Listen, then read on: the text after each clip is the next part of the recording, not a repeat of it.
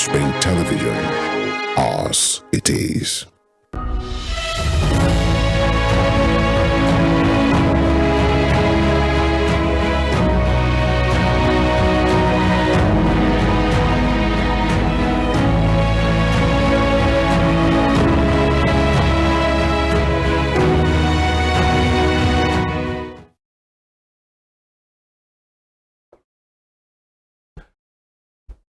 Hello and welcome to the program. We call it Pertinent Questions. This afternoon, it's my privilege to bring to you a very important guest on the show, on this flagship show, the interview program that brings you personalities and we discuss. The man I'm bringing today is a young man. Not too young, not too old, but one man who has demonstrated that when it comes to the Nigerian youth ability, he is there. At the level of capacity, at the level of ability, at the level of enterprise.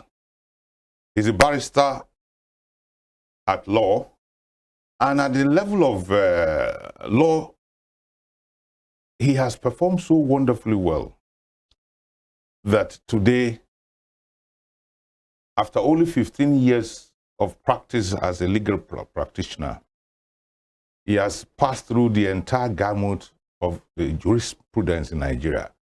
He has taken cases, defended cases from the magistrate level to the High Court, to the Court of Appeal, and to the Supreme Court. Today, he sits as chairman of the Osun State Independent Electoral Commission.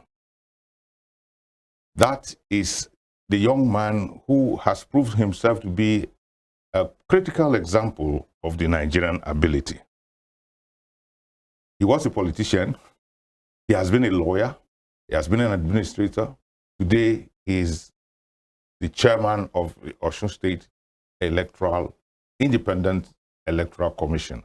I speak of no other person than Barrister Hashim Abioye. You are most welcome. Good afternoon, sir. Good afternoon. Welcome. Thank you very much, sir. How is the going? We thank God. It surprises many to hear that a voice they have been hearing over time, over the years, has only spent 15 years at the bar. How do you feel?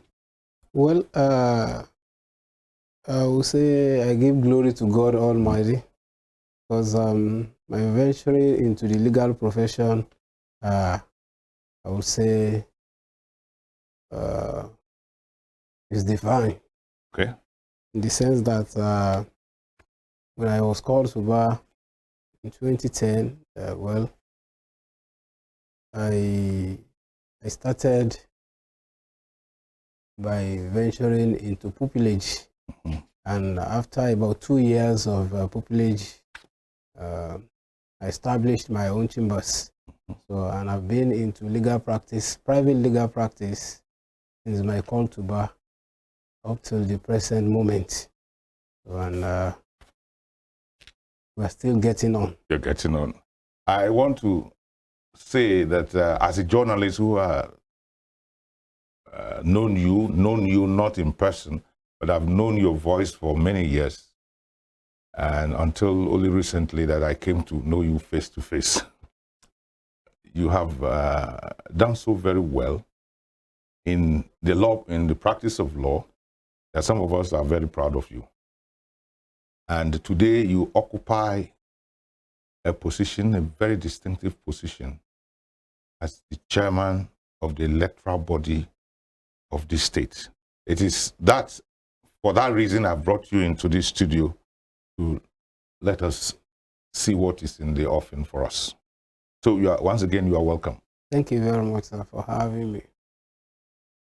Barrister Hashim, how true and how sure is it a fact elections will hold in this state next year?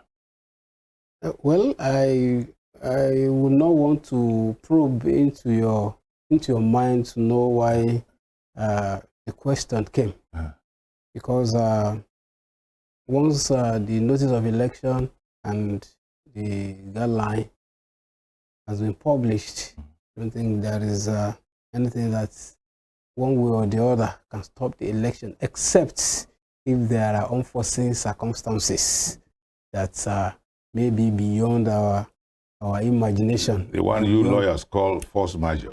Exactly. So what I can say is that we have launched the pad by giving notice of election, and it was widely circulated in the media. It was published in the newspaper, and we got a copy of the newspaper for each of all the registered political parties in Osun State, and we circulated it across all the local government headquarters in the state, so to alert people that this is a different OSSIEC and that is not going to be business as usual. Before we come to that, we are Nigerians. As a nation, we have been used to elections getting postponed, cancelled, etc. That's the crux of my question. So, 10 months away, how ready would you say, apart from this elementary preparation, how ready is your commission for the elections that are to come up 10 months from now? Well, thank you very much, sir. You will agree with me, sir, that before the repeal of the old Electoral Act and before the enactment of the Electoral Act 2022, the notice of election that was to be given was not up to 360 days as we have it now.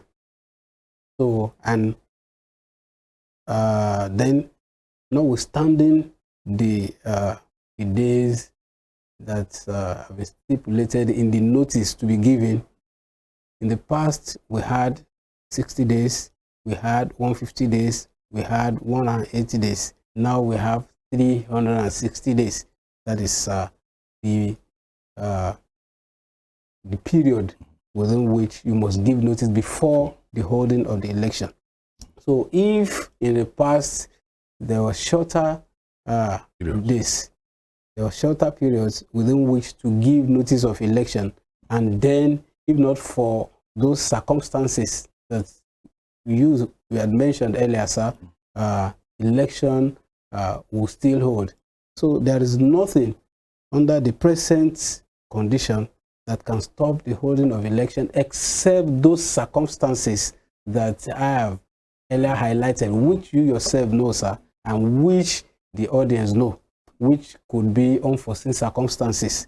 And we don't pray for calamity, we don't pray for disaster, but it could be due to any unforeseen circumstances that may warrant postponing the election. It happened in Ondo, it happened in Ekiti.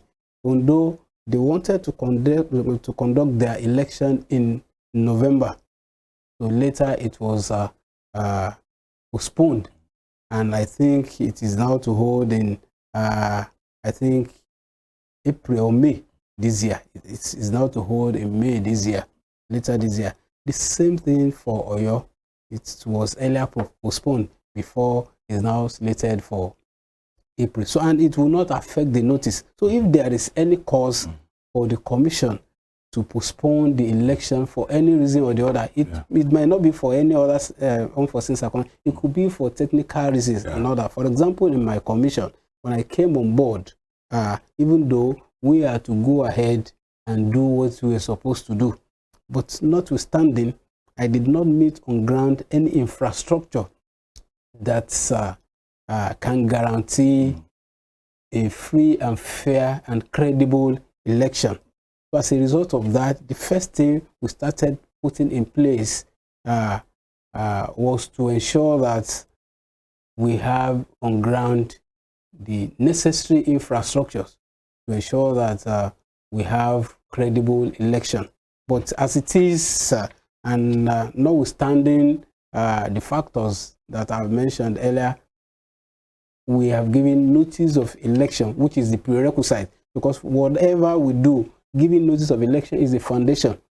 If you don't give notice in accordance with the law, the whole structure built on any defective notice will be, at the end of the day, will become, will collapse. That's just it. And the courts, at the end of the day, will rubbish the entire stuff, like it happened in the past. It has happened to OSSIEC about 2 times in the past, and under my watch, by the grace of God Almighty, it will not happen. So we will do all that we are required to do. So if there is any cause for us to postpone the election, definitely we will do, but it will be in the overall interest of the public. And it will still be within the 360 days. It might not be within the 360 days, but it will not affect the foundation, because giving notice is the foundation.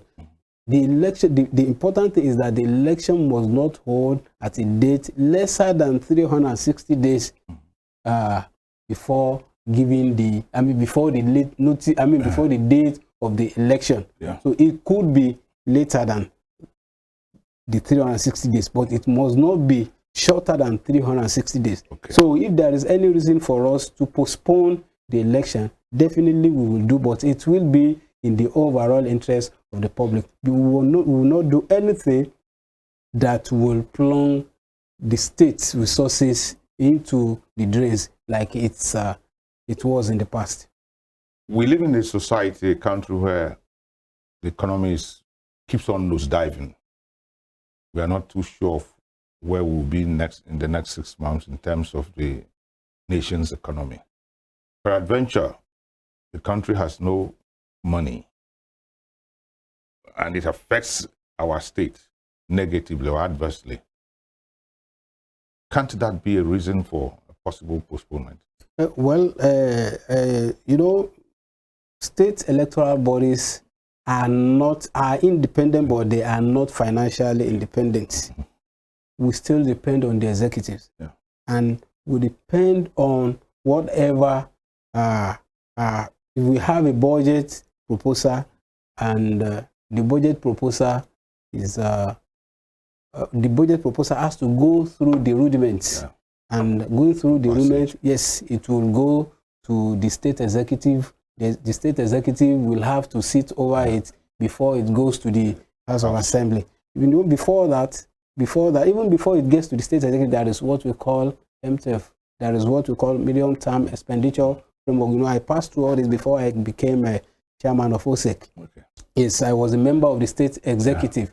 So I knew what we did and what I contributed before I became the chairman of OSSIEC. So it has to pass through some rudiment before it will get to the state executive for approval, before same will now be taken to the House of Assembly. So what I'm saying is that all these factors are there. All these are major stages that you will have to pass through before you will say that you actually have a budget to dip your hand into for the purpose of the election. So, but as it is today, the state helmsman has not told us that there is no money to fund election. What we are after is that how will we manage the resources to ensure that the election funds are not wasted and do not go down into the drains. Well, local government elections, the last time it was acceptable perhaps to all was in 1990. We were under the military regime and a two-party state. Since then, in 1990, 34 years back, local council election has always been shrouded in challenges, difficulties. Party A saying no, we will not be there, Party B. What is responsible for this, and how are you going to ensure that you do things differently? Well, I will say straight away that the factor has always been that of the walkover. Walkover in the sense that once the party in power, once you have a party in power, the general assumption, and let me say the general misconception, is that the party in power will sweep all the seats that are up for grab in the particular election. And what you have is that the opposition in that particular state will have to pull out from the election by saying that, oh, this election we are not contesting. Let me cite an example here in Osun State. When I became the chairman, you know that there was serious debate about it. There was serious and controversies about it, and there were arguments back and forth about my eligibility and all that. But what I'm saying is that when I invited the political parties to come for familiarization and later for registration, the major opposition party said they will not come, that they have not registered for the election as I'm talking today. So if the election is to hold tomorrow, that means they already have a stand, and the stand is that they are not participating. And yeah, exactly. And at the end of the day, they will be the first to go to the media to say that the election has not been free and fair. And meanwhile, from day one, they have maintained a stand, and the stand is that they are not going to participate. And that is what happens in many of the states as far as state electoral bodies are concerned, as far as local government elections are concerned. If people give it serious contest and give it all the attention and the seriousness it requires, I think it's going to be a different ball game. Yeah. But that is the major factor. The major factor is the factor of what is the factor I would call the walkover factor. Yeah. Trust deficit comes in. Politicians don't trust themselves across the divide. And again, there is this zero-sum thing that you win, you have won, you have lost, you have lost. Is this trust deficit not ensuring that these positions are taken? Because it is not, I mentioned, in the last 25 years, we have been at political civilian rule. When the AD was in charge, PDP would say no. When PDP was in charge, ACN then would say, no, we are not taking part. Today, it is PDP in charge. The last time it was APC in charge, you didn't take part. Trust factor. Well, deficit. Well, it could be part of it. But at times, you do certain things that you let people know that, oh, this is the real thing. Yeah. That's why I say, if you want to challenge a process, challenge the substance. Do not go for the peripherals. Yeah. Let me cite an example. The local government election that was conducted in Osun, purportedly conducted in Osun State in 2022. Before the election will be conducted, we had information that OSSIEC was about to give notice of election, and there was a matter in court then. Yeah.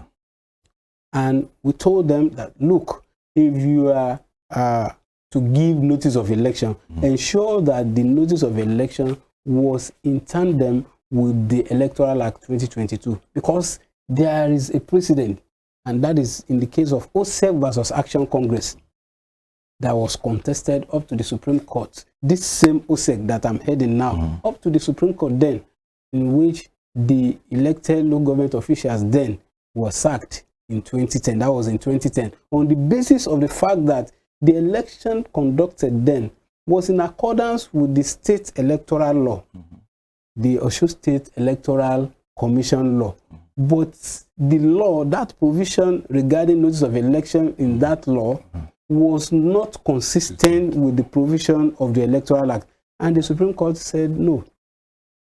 Insofar it has to do with conduct of local government election, the National Assembly has powers to make law regarding provision, particularly as it affects notice of election, including local government elections. So once the National Assembly has made a law with respect to a particular provision and with respect to an area in which it has competence to make laws, particularly as far as the schedule to the Constitution is concerned regarding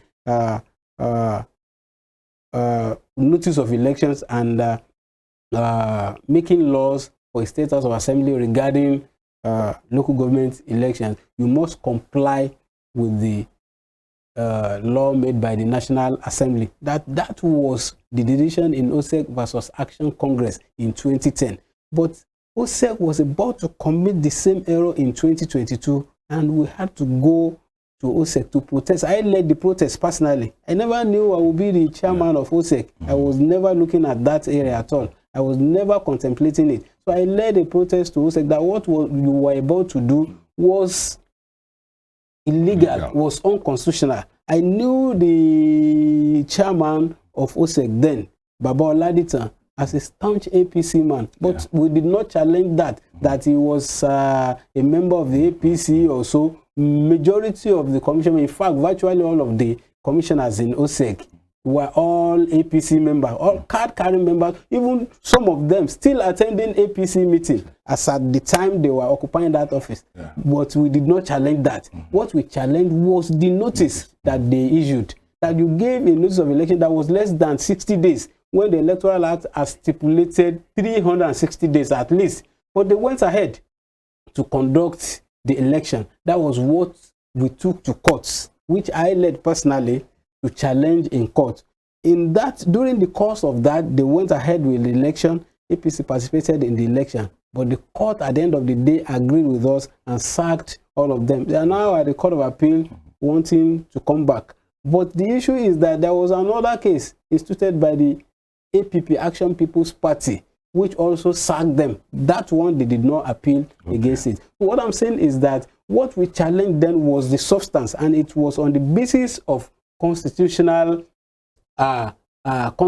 infringement. They have impugned on some constitutional provisions. They have deliberately breached and violated some constitutional provisions, and that was the basis of our challenge in court. The basis of our challenge in court to the then OSSIEC was not on the basis of their partisanship or whatever, but on the basis of the substance. And that was what happened then. And I want to say that under my watch, under the watch of this present commission, I want to tell you, sir, and I want to assure the public that that will not happen, because it has happened to OSSIEC in 2010, it happened in 2022, resources of the state went down the drain. It will not happen under our watch. That is why I said earlier, sir, that if it is for us to postpone the election for the purpose of getting it right, in terms of having in place the necessary infrastructures, in terms of having in place the necessary facilities and all the requirements, all the rudiments that will guarantee the credibility of the election, we will definitely do. So far, what can you, as the electoral umpire, say the percentage ratings of your readinesses? I'm asking this question against the background of the fact that before I got you for this interview, I had to come to that place. And at least one has started seeing that your premises is no longer, let me use the word, an aberration. So we have started seeing signs. So what is the percentage rating of your readiness for the big tax you want to take the state through? Well, I cannot be the examiner and at the same time the student that will take the exam. So I cannot rate myself now. But thank God that the rating is already coming out, particularly from your noble personality, that you have been to the premises and you can see, sir, that we have started putting in place some, we have started getting together our infrastructures. We have given the place a facelift. Then if you were in OSSIEC before my appointment or during the time we were appointed, when we just got there, honestly speaking, you will feel sorry for the state that was this the agency to which about 2 billion naira was voted for local government election that was at the end of the day nullified by the court. But was there no provision for infrastructure? Was there no provision for facilities? Was there no provision for renovation of the premises? But I think you can get there now, and you can say that within a few months, what we are witnessing today, we were able to achieve that within 3-4 months of our coming on board. The state government looked at our side and approved some amount of money for us for this facelift of the premises, and you can see that it's a breath of fresh air when you get to OSSIEC. So we are getting it right. Okay. So by the time we have in place all our infrastructures that will, in fact, the entire public will come and will testify that this is not the OSSIEC of the past. To crown it, you have even changed your logo. Yes, you now have a different logo. Yes, when we got there, I discovered that what we have in most of the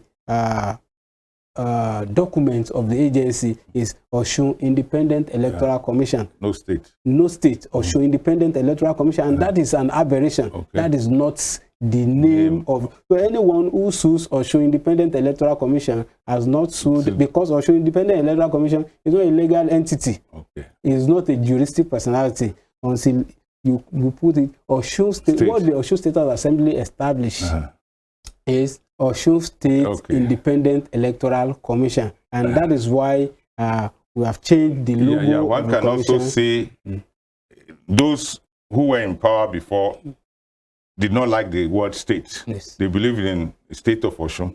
So that was perhaps the reason why state was omitted. Even at that, sir, what the Osun State House of Assembly established, even under the old law that has now been, a new law has now been enacted, now even at the state level, it is Osun State Independent Electoral Commission. So how would somebody wake up one day and change the name of the commission to a non-juristic personality, a non-existent entity?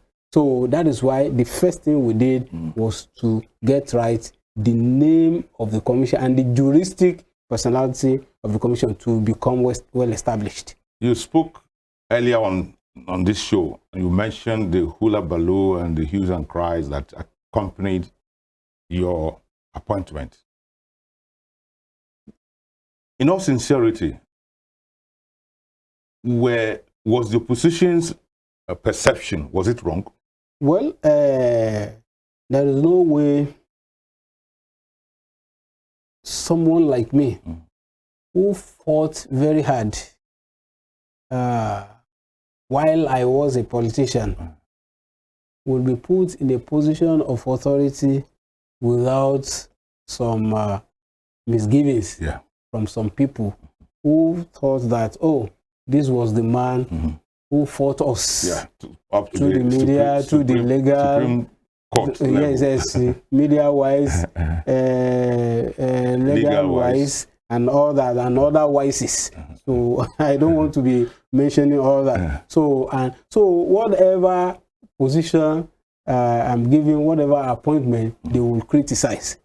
So what I'm saying in essence is that before my appointment, I said it's that I was a member of the state executive. I was a special advisor to the governor on legal matters, a cabinet position for that matter, which is which I'm privileged. I'm saying that I'm privileged to have been given such an appointment. I sat in the state executive. I was part of this budget that Osun State is operating today, this 2024. I was part of that budget. I was part of the MTF. I was part of the preliminaries. I was part of the ESCO that approved the budget before it went to the House of Assembly. In fact, I was part of the delegation that went with the governor to the House of Assembly on the day the budget was presented, not knowing that the governor had forwarded my name to the speaker, even though I had the notice. I had the notice before because I was consulted that I would be giving so appointment, and I looked at it and I discovered that I had to one way or the other. Service. Yes, yes. That's where the governor needs me. And he says, you can do this job. We don't want Osun people's resources to go down the drains like it used to be in the past. Go and change that agency. And I discovered that what I needed to do was to drop my membership card of the People's Democratic Party. I contested in the party. I was an aspirant for about 3 times. In fact, that was the time I won the primary and I was on the ballot.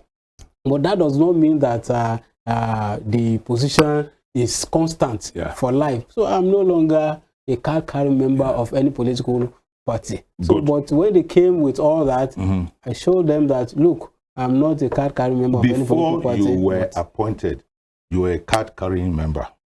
Well, before you were appointed? Before my appointment, but not shortly before my appointment. Okay. Before my appointment, I had resigned, even before my nomination, before my name would get to the House of Assembly, I had resigned my membership of the PDP months ahead or weeks ahead, before even my name will get to the House of Assembly. Which the opposition may not have known.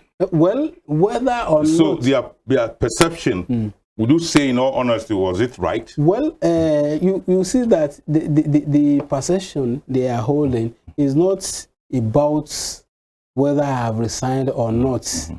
Even up till yesterday, someone posted something on Facebook, and I saw a guy, I didn't know the guy was still pinning it, that, oh, this man you are talking about, he's a card-carrying member. He even said that he saw me at a particular political meeting or whatever. I was just laughing. What I'm saying is that... have you been attending meetings? I have not been attending any political gathering. I take you for what you have said. The only thing is that, for example, if you are a politician, which no one can stop you if you are at all, and you invite me as your son to a particular occasion, and if I attend, I don't think there is any problem in that.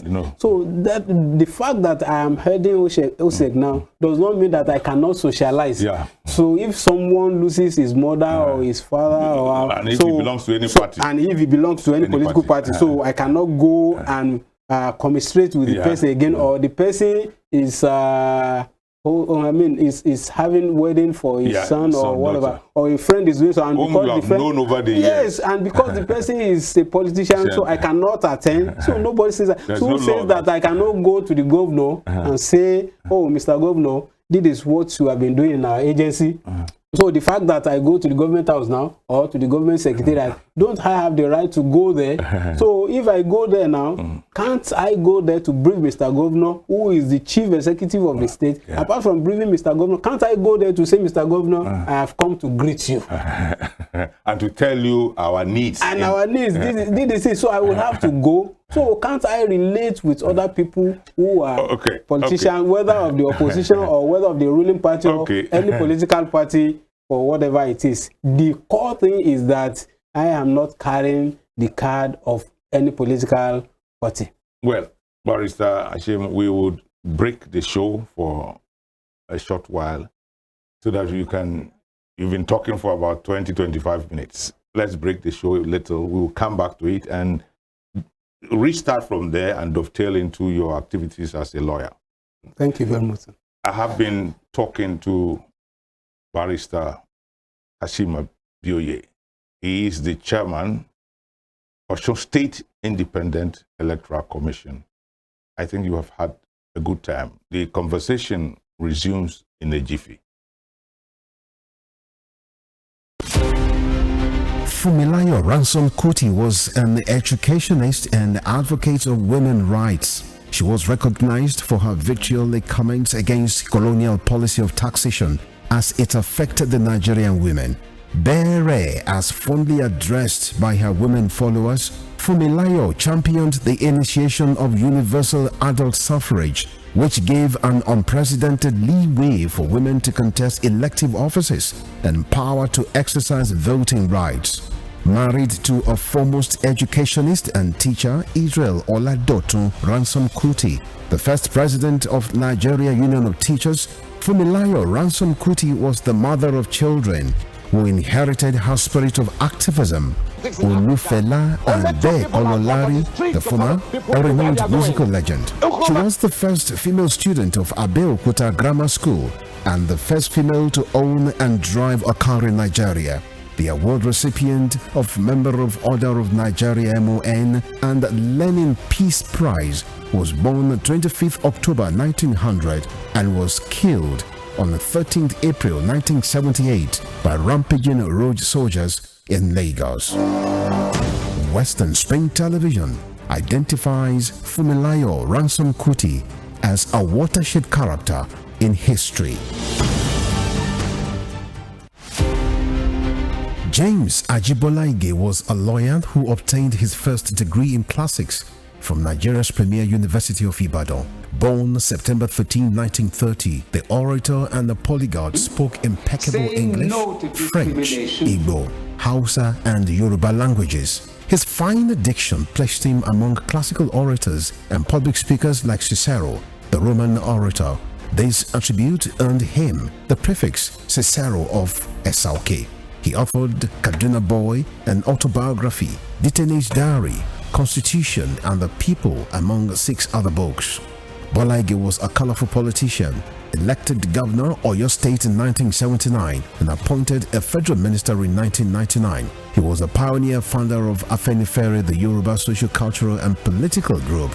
He invested his political sagacity to propel the group to the height of political leadership and decision-making in the southwest of Nigeria. Bolaige was assassinated on the 23rd December 2001. His murderers are yet to be apprehended till today. Western Spring Television identifies Bolaige as a watershed character in history.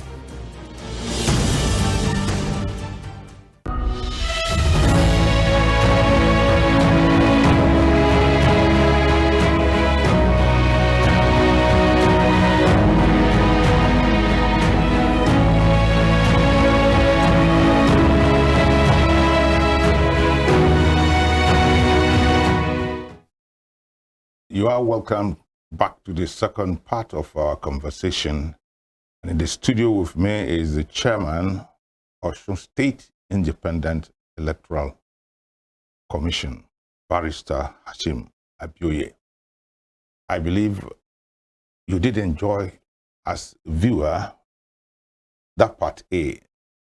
We are resuming with still that part in the mind.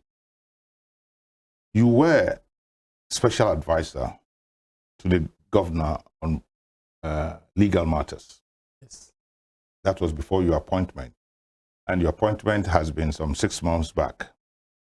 If I must request you to compare, which one of the 2 appointments is more challenging, and which would your people or did your people prefer? that question is a bit difficult. Difficult in the sense that you don't choose for your appointer. It is the appointer that will choose for the appointee. For the appointee. That this is what I am. This is the area where I need you. When the governor needed me to be a special advisor on legal matters, he brought me on board. In fact, it gave me a privilege that I don't think any other person had enjoyed in this state in the past. Because if you have an attorney general in place, you still have a special advisor on legal matters who will also be of cabinet position, sitting together with the attorney general in the state executive. It was a privilege that I will never forget, and I will forever appreciate.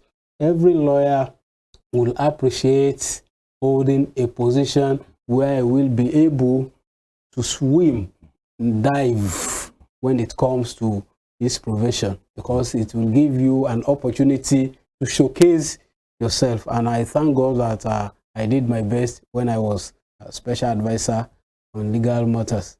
So, but you know, sir, as the chief executive of the Osun State Independent Electoral Commission, is a bigger responsibility. Bigger in the sense that you have commissioners that are working with you, because you are working as a commission and you brief the governor directly. So the woes and the gains and the pains of the commission are all on you. So you must work to justify the confidence reposed in you by the chief executive of the state, who has given you that responsibility. So I want to say that my people, you say my people. See, that is challenging to you as a person. As a person. Now, ordinarily, your people, wouldn't they have preferred that you stayed in the kitchen or the cabinet of the governor, so that democratic dividends from my local government origin, from my town, from my place, or from where, sir? Yeah, those are your immediate people. My immediate, because I will tell you that my father hailed from Ikiru, my mother hailed from Oshogbo. I was brought up here in Oshogbo. But I want to tell you that, so if you are talking about my people, you are talking about Ikiru people, and you are talking about Oshogbo people. What is the distance between Ikiru and Oshogbo? Ikiru and Oshogbo, just 3 minutes.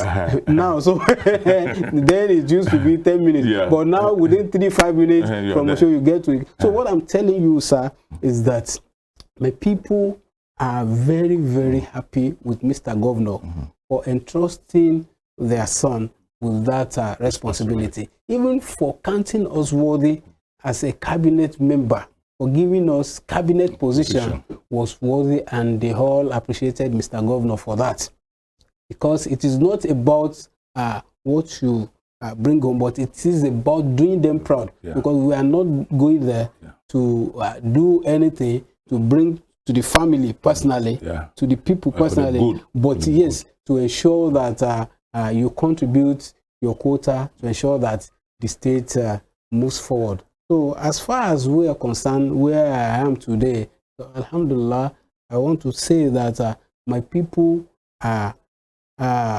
they appreciate Mr. Governor the more for giving that responsibility, because they believe and they have analyzed it and they have come to the conclusion and to the realization that this is a position of trust, and if you don't trust a person, you cannot put him in that sensitive office. So my people are elated and are happy with Mr. Governor. But you personally, one is more challenging than the other, as you have mentioned. Well, so I have never, I have not even said that I prefer one to the other. And challenging is different from preference. Yes, one is more challenging because the box stops at your desk. Yes, I want to say that this position that I'm occupying now is more challenging. Yes, more challenging I agree because with you. Yes, for example, when I was when I was a special advisor on legal matters, yes, I was there. The Attorney General is also there. We could rub minds together. So we could rub minds together. So if there is anything, we can quickly shift anything to whoever that is in charge. And you know, in the cabinet we have about 6 or 7 lawyers, so who can all of you can put heads together. Say okay, and yes, and but here it is. Yes. So even though I'm lucky to have about 3 lawyers with me. The executive secretary is a lawyer. I have 2 other lawyers as members of the commission. But what I'm saying, it doesn't matter. So, but what I'm saying is that because the box stops on my table as it is today, even though I have a higher chief executive, which is the state governor, but I must get things right. So that is why to deal with the career head, to deal with the career officers there, and to deal with the political appointees, that you know it's more challenging, that because they look up to you to provide quality leadership. But I thank God that as far as I'm concerned, and so far so good, we have not encountered any difficulty before I move running the affairs of the agency. Thank God, you continue to progress. Amen. Before I get to my last aspect, your profession, let me ask you this question: what is there any assurance you want to give? You have given them in the past. Use this platform to give the opposition a further assurance that this chairman is everybody's chairman, and there is not going to be any shenanigans in the conduct of election? Well, it's only that there is no way you can convince someone who already has a mindset against you to prove to that person that you are a different person from their own perception or for whatever it is. But we have given the assurance in the past. I have done many releases when the notice of election, despite the fact that they did not come to register, when the notice of election came out in the newspaper, I bought a copy of the newspaper for each of the political parties. I sent to all of them, including the major opposition party. I wrote to all of them. I wrote through the IPAC. I wrote personally. And I invited all of them to come so that we can rub minds together. If I am the chairman, you are saying that... but the major issue they're having is that they said that I was the one who led the agitation that's why for the removal of the purportedly elected local council officials in 2022. So as a result of that, they were embittered. I was asking, is their perception wrong or right? No, yes. if I led the agitation for the removal, it was through the court process. No, I'm not against it. But I'm saying as on their side. But that is the grudges they are holding against me. And they are as if I did it using as if it was my handiwork. Barrister. It was the handiwork of the court. Yeah. Who initiated the court process? Yes, of course. We challenged it in court, and the court agreed with us. And they are saying Yorubas have a saying, that's what they must be holding. But I think but your performance. But they should know that it is part of their responsibility as a political party to ensure the goal of every political party is to get to power by winning elections. So if you want to get not to power, fraudulently. Yes, not fraudulently. So if you want to get to power, you have to work to win elections. So if you don't participate in local government elections, how would you know how you are going to fare well or better at gubernatorial at the gubernatorial or even presidential, national assembly election, all other election, all other national elections. You are a young man. You have only spent 15 years, as you confirmed to me. You have, in spite of this youthful age, you have passed through the entire Nigerian jurisprudence. Now, while you may not necessarily yet be a senior advocate, one can conveniently and convincingly refer to you as a senior lawyer. There is a perception amongst we who are unlearned. It's only lawyers who are learned. And it is this that the law is what the court or the judge says is. Is this perception right amongst we who are unlettered? Well, you want us to go into as if we are in the lecture theater. Because no, just briefly. If you are talking about perception people have about law, that is the perception of some people in the society. Some people will say the law is what the lawyers say. Some people will say the law is what the society says. Some people will say the law is what the judges say. So there are different schools of thought. But what I want to say is that whatever it is, once a matter gets to court, the position of the law is the outcome of the proceedings in court. Because you must abide by the proceedings in court. That is why we have layers of courts, multiple layers of courts. So apart from the lower courts, I mean, when I'm talking about lower court this time around, I'm talking about magistrate court, district customary court, area courts, and all that. So starting from the High Court, Federal High Court, National Industrial Court, and getting to the Court of Appeal, to the Supreme Court, and all that. You know, at the time, a court may say something. The court at a higher level will say another thing, and the court at the highest level will say another thing. We have seen instances where the High Court gave a decision.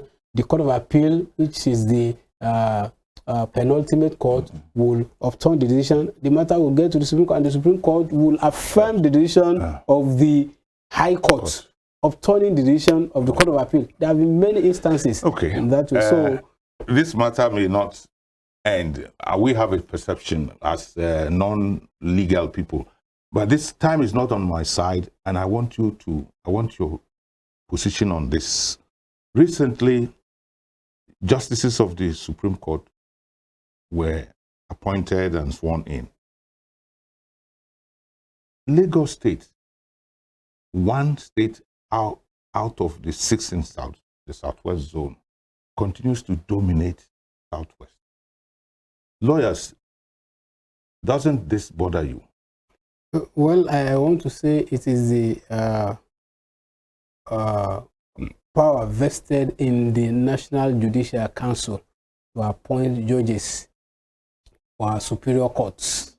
And we're talking about our superior court, we're talking about High Court, National Industrial Court, Sharia Court of Appeal, Federal High Court, Court of Appeal, and the Supreme Court. It is the NJC, which is the highest organ of judicial officers in Nigeria. And becoming a judge or being appointed as a judge is not a right, it's a privilege. So we can say that our privilege in the Southwest, especially here in Osun State, we have not been so privileged, let me put it that way, that we have not been so privileged. Not that we don't have those who are qualified, but I want to say that our people, the NJC, as we have not been so privileged at the NJC to have some of the soil to become justices of even the Court of Appeal and the Supreme Court. But I want to say that the important thing is that to have there those who know their honor, those who can do. We have two sons in the Court of Appeal. I know of my Lord Justice Barr. Yes, from Ife. I know of my Lord Adetoyese. So I am privileged to know both of them, even though I know my Lord Adetoyese more than my Lord Justice Barr, because I did my court attachment in my Lord Adetoyese's court when he was here. So, but before we came back from the law school, or before we were called to Barr, he had been elevated to the Court of Appeal, and we were so happy for him. So we have them there. But as it is, we will continue to pray and we will continue to work so that NJC will one day look at our side here in Osun State. But those who have been there, I think they merited it as well. One last question in 30 seconds. You are no longer a politician. In future, can you become a politician? Number 2, what would you like to be remembered for? Well, number one, the question of my likelihood of rejoining politics, that is in the hands of God Almighty. It is only God that determines what happens in the future. So if I decide today and God Almighty says yes, if God Almighty says no, so there is no way. So that is in the hand of God Almighty. So I'm not a fortune teller. I cannot forecast.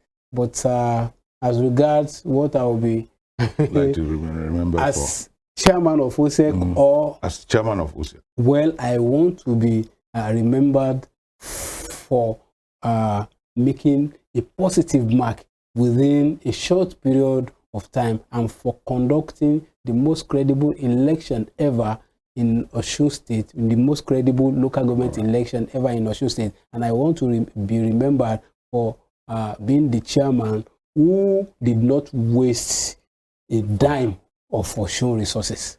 I wish you the very best. Thank you. I want to thank you for the privilege of coming. We have enjoyed every minute of your presence here. And I believe the viewer at home too must have learned so much. I'm honored, my privilege. To the viewer at home, we have been discussing in the last 45 or more minutes with a young man who is taking youthful progress and development and ability to top notch. A man who has distinguished himself as a lawyer, as a professional career, as a public office holder, and indeed a public personality. Today, he is the chairman of Osun State Independent Electoral Commission. Barrister Hashim Abioye has been my guest. I am Adetoyese Shittu-Alamu. Until next week, when I have the privilege of bringing you another personality with a compelling presence like this, time to say thank you very much. Goodbye for now. Once again, thank you. My pleasure.